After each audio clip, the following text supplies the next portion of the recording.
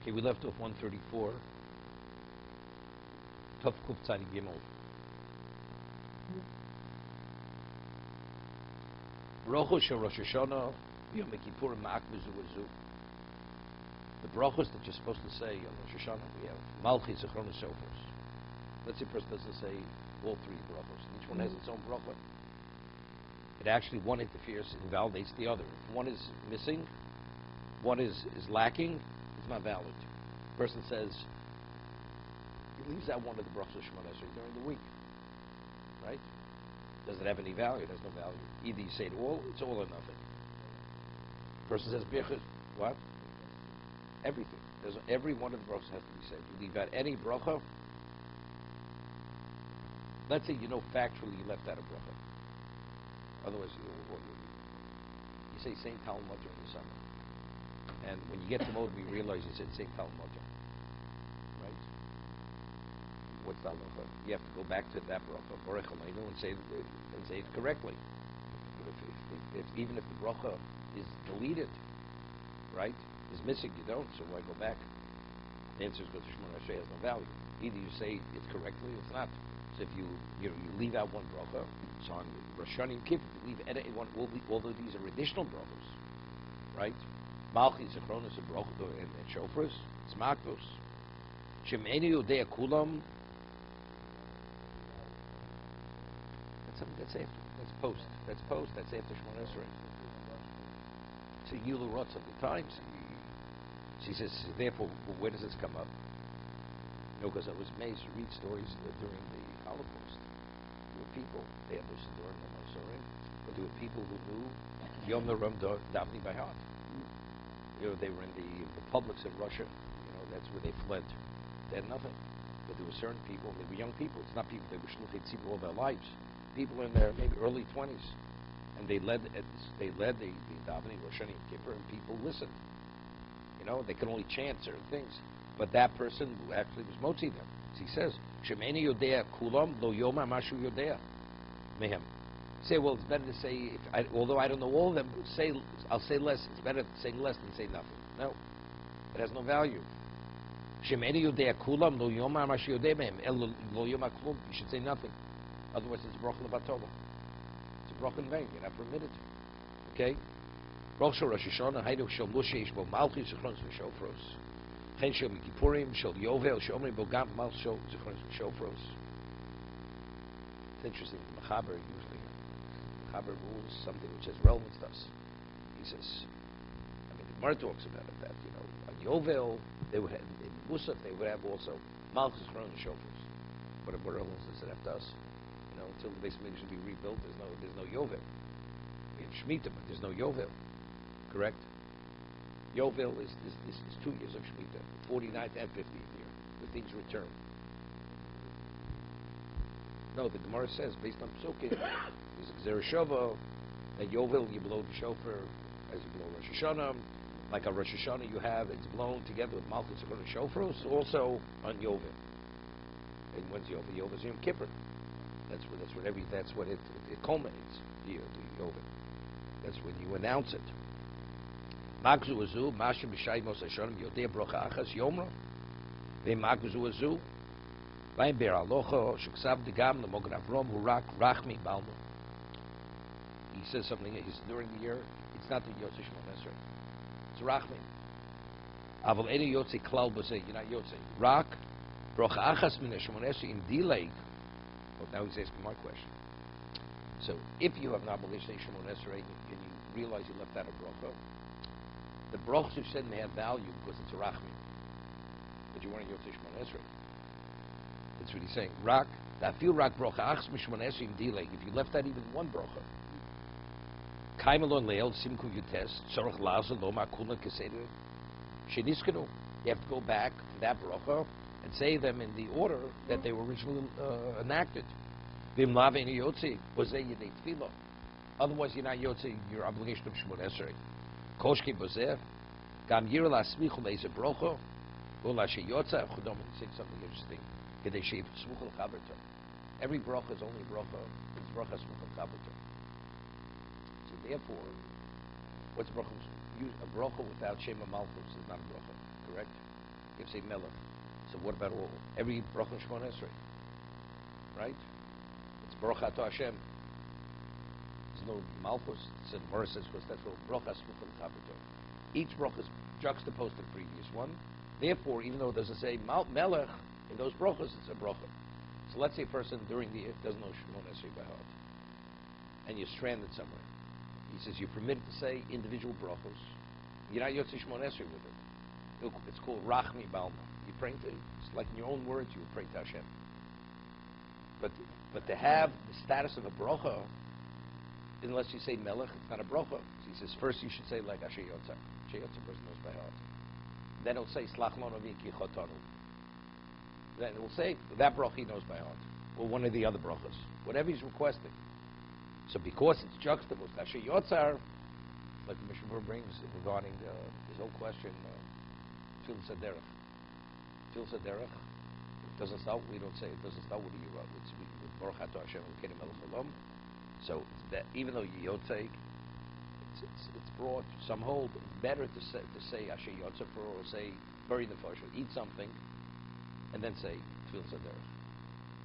So you say Hashem Elokeinu Melech, then you say Tfilas Haderech, Yirotzo. Same thing. What do we say? The way the article has it set up. Elokai Neshama Shenasatabi. Most Sidurim, it's broad.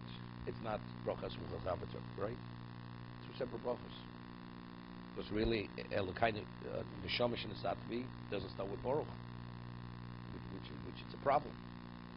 See, regarding Tfilas Haderech, what the Rishonim answer was, what's the bracha? The bracha is Shomei Tefillah. That's what Tfilas Haderech ends. Baruch Hashem Shomei Tefillah. Since in the Shemon Esrei, it's brachas Muchal Chaberto, so even though you're saying it not as that, it's still considered has value. Because the way it was initially enacted, in that context, that's brachas Muchal Chaberto.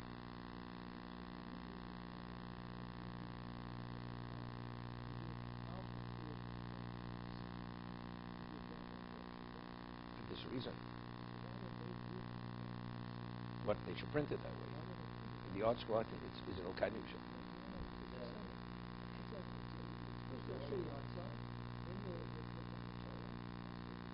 Some Sidurim is printed, some not. You're right.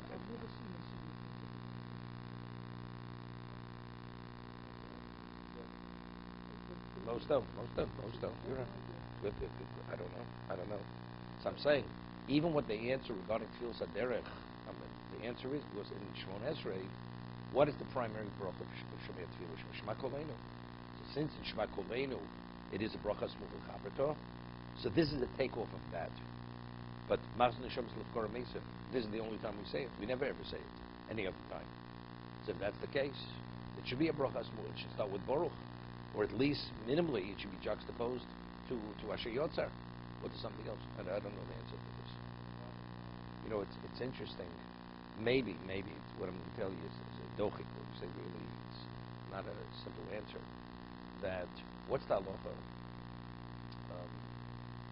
You didn't say Be'er Hagolah before you davened. And you said Abba Rabba, and you did not have in mind that you want to be able to say Be'er Hagolah, you say Abba Rabba. Right? You didn't think about it. And you didn't say Psukim after you finish Shemon Esrei. Yeah, you still say Be'er Hagolah after you finish Shemon Esrei. Say Birchas Torah. You have in mind Abba Rabba, and then you say Yivorach Hashem Yishmerecha after Shemon Esrei. Abba Rabba Yiyotze. One does not say Birchas Torah afterwards. What about the person didn't say Elokai Neshama Shenasatabi, and you daven Shemon Esrei? Do you say it afterwards? Do you say Elokai Neshama Shenasatabi after Shemon Esrei? No, there's stump the students here. So La Halacha, we say, but the Chayei Adam is Masud Shams L'Fkora Mesim. So since the concept already was said in the context of bracha, one doesn't say Elokai Neshama Shenasatabi. So it could be, so therefore it would be similar to Shemei Tefillah.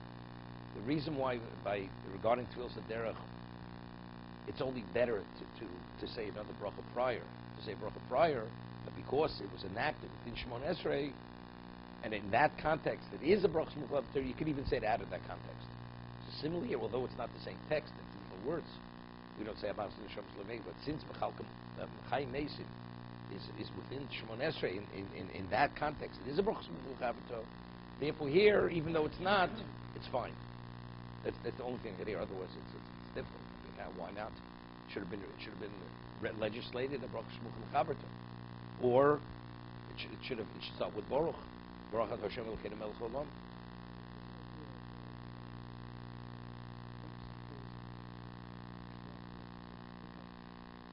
Of course, it's linked.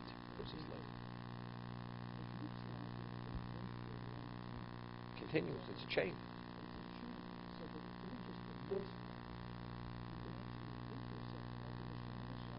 Let's say better. Even better. What about Psukim Zimra? It starts with Baruch Shemar, and it ends with Yishtabach. You have all the Tilim. You have all these. You have such a interruption between. But since that's all Psukim Zimra, although it's not the bracha, it's not one bracha, another bracha. You have Baruch Shemar. You have all the Tilim in between, and then finally you end with Yishtabach. But since it's all Psukim Zimra. We start Psukim Zimra with Baruch Shema. We have Yishtabach. All that is relevant. That's like part of the bracha. That's not an interruption. Because Kriyash similar. No, there it's different because there the brachas are part of the one. That's part. When we say Yotze or Baruch Hashem, Be'er Loretz. We say Be'er Loretz is Yotze HaMoros. The subject matter is what you conclude. The Psukim Zimra, he's saying other things. What does Asher have to do with Baruch Shemar? Has no relevance to it. Or the Halukas, or the Hodu, has no relevance to it. The answer is that it's relevant because it's Psukim Zimra. It's praise, so that's Yishtabach, same thing.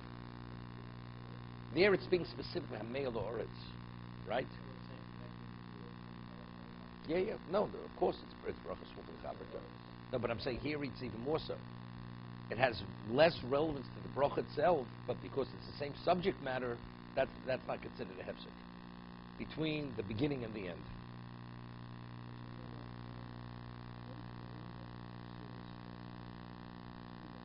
Is that right, sir?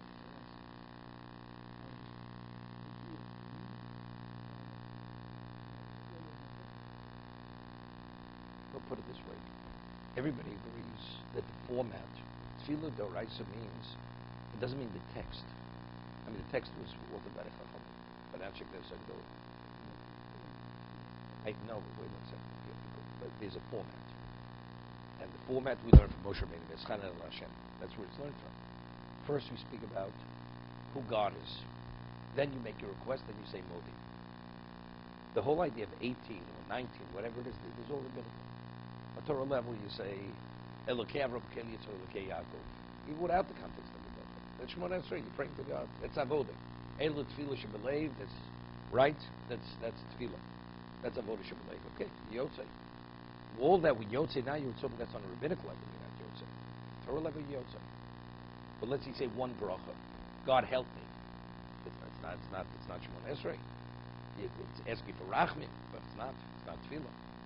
Tefillah has to meet that format, that profile of similar to the Shemona Esrei.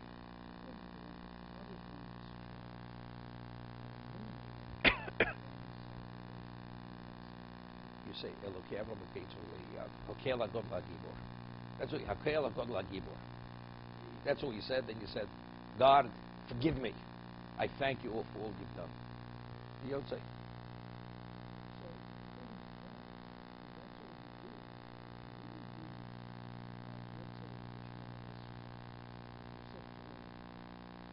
No, to be Yotze, your obligation of he says of tefillah. Tefillah, that's on the Torah, but the way Chazal want you, if you forget to say Yalav Yavod, according to Rambam, Yotze, or Yalav Yavod, it's a rabbinic enactment. You have to acknowledge Rosh Chodesh. You have to acknowledge Yom Tov. You delete it. You have to repeat Shemona Esrei. You have to repeat Shemona Esrei. No, but I'm explaining it. Similar. These are all rabbinic. That they detailed. These should be the requests. Torah doesn't say they have to be a request. It has to be a request.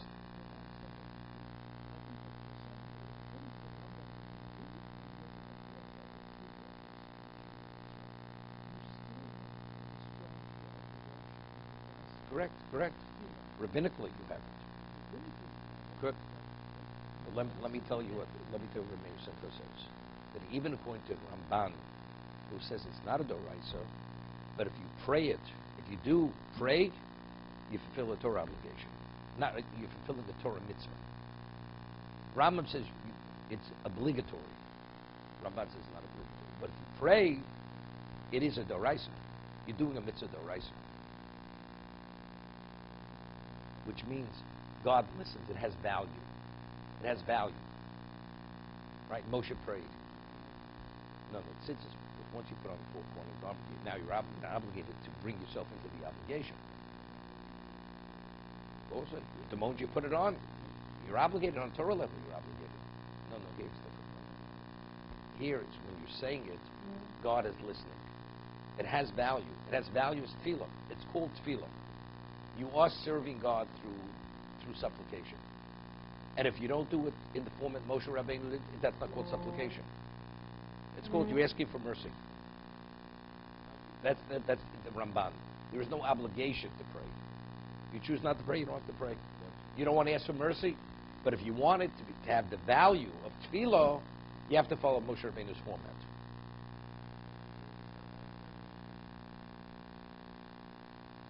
Because the Chazal and that, because there's a representation of every one of them, then you're right. Name.